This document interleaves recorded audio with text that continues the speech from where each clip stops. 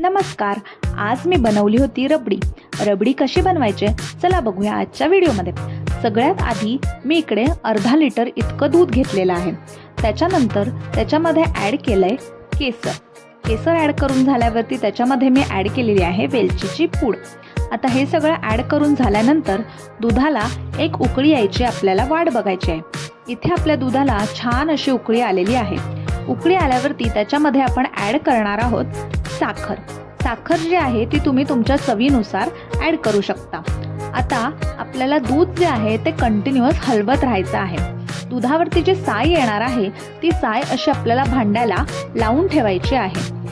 त्याच्यानंतर दुधाची क्वांटिटी अर्धी झाल्यावरती आपण ही बाजूला जी साय लावली होती ती काढून घ्यायची आहे आणि दुधामध्ये मिक्स करायची आहे आणि दुधाला परत एकदा 1 ते 2 मिनिटं आपल्याला उकळवून घ्यायचं आहे.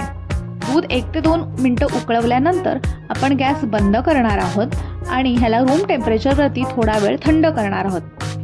थंड झाल्यानंतर आपण हे एका भांड्यामध्ये ट्रान्सफर करून घेऊया.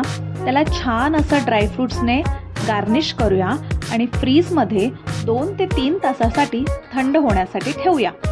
आणि मग तयार आहे तुमची रबडी थंडगार अशी खाण्यासाठी. व्हिडिओ आवडली असल्यास नक्की लाईक करा, शेअर करा, सबस्क्राईब करा आणि कमेंटमध्ये मला नक्की सांगा की रबडी कशी झाली होती. बाय, भेटूया नवीन व्हिडिओमध्ये.